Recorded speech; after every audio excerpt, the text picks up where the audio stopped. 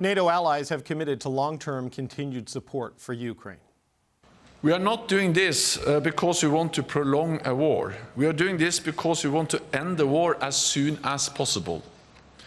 The quickest way to end the war is to lose a war. But that would not bring peace. It will only bring occupation. So unless we want Ukraine to lose, unless we want to bow to Putin, we need to show commitment and resolve. NATO allies have agreed to roughly $40 billion in ongoing military aid, dozens of new air defense systems supplied by the U.S. and other countries, plus the first batch of U.S.-built F-16 fighter jets are being transferred to Ukraine from Denmark and the Netherlands and should be flying in the skies by this summer. While those announcements are welcome news for Ukraine, there is still a looming question. What happens if U.S. President Joe Biden isn't reelected?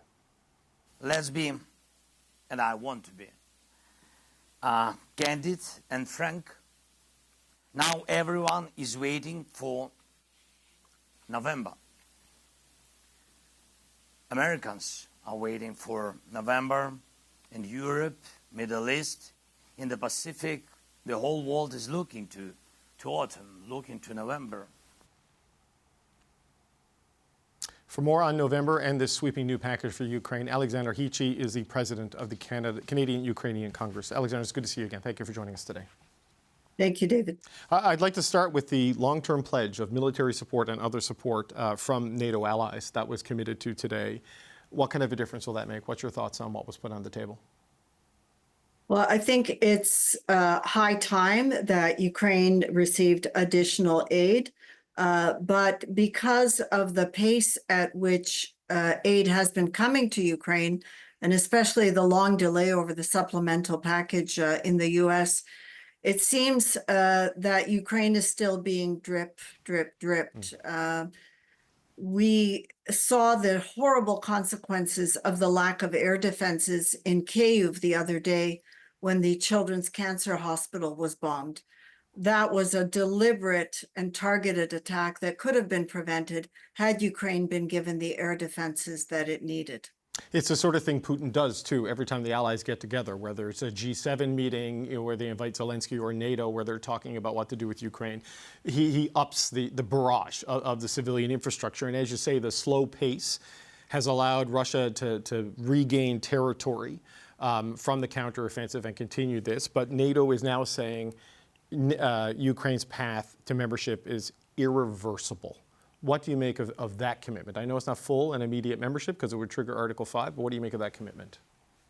Well, that is encouraging language, as is the reference to a bridge to NATO, but we would like to see an open door and a seat at the table at NATO as opposed to other euphemistic references. And we ask ourselves, particularly since that bombing, because it really shook Ukrainians to the core. The West is very adept at drawing red lines for itself and, of course, for Ukrainians, but there's never been a red line drawn for Putin. And we, in the Ukrainian-Canadian community, ask ourselves, what does it take for Ukraine to be given everything that it needs, including the right to shoot back and destroy those things that Russia uses to destroy Ukrainians? Yep. We need to be given the right to use those missiles in Russian territory. Yeah, the president of Latvia was on the program the other day, and he made the point that what's the point of giving Ukraine all of this equipment if they then can't use it to hit the Russian military hardware that's just over the border?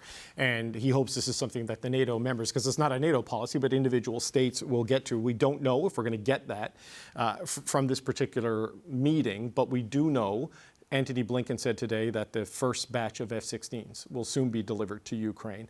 And these jets are obviously vital for air superiority and the ability to strike back, as you said. What are your thoughts on how these jets, first coming from Denmark and the Netherlands, I believe, will help Ukraine in its military situation in its country? Well, they're indispensable, and Ukraine has been waiting for them for over 2 years. Protect the Skies has been a call a desperate plea from President Zelensky since the war began, because it began with bombing, indiscriminate bombing of civilians and infrastructure. So these fighter jets, as well as the Patriot missiles and other defensive air systems, will definitely help prevent the civilian infrastructure.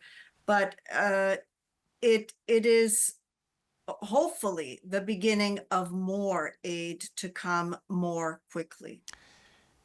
More aid to come more quickly. One thing that is coming quickly is the U.S. election. You heard President Zelensky there saying the whole world is watching November. And when you look at what is happening with the Democrats and Joe Biden in Washington right now, there is a lot of uncertainty and a lot of anxiety there.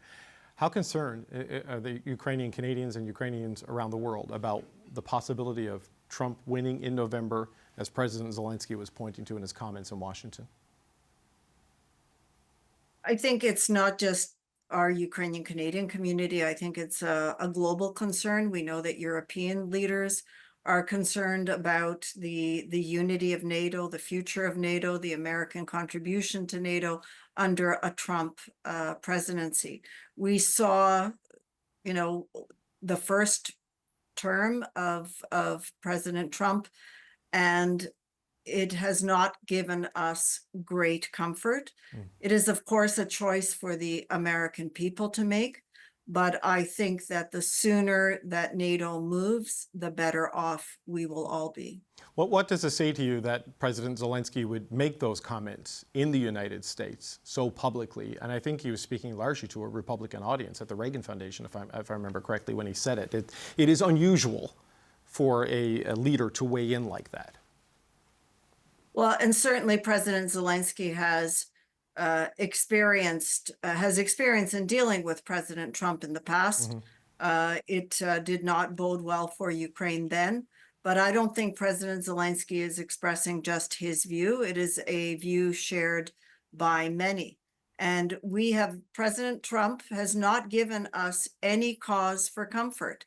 If he were to make more conciliatory statements, if he were not to threaten to end the war in one day, which of course signals only one option for the ending of the war, then perhaps there wouldn't be as much consternation. Alexandra Chyczij, President of the Canadian Ukrainian Congress. Always good to speak with you. Thank you for your time today. Thank you for having me.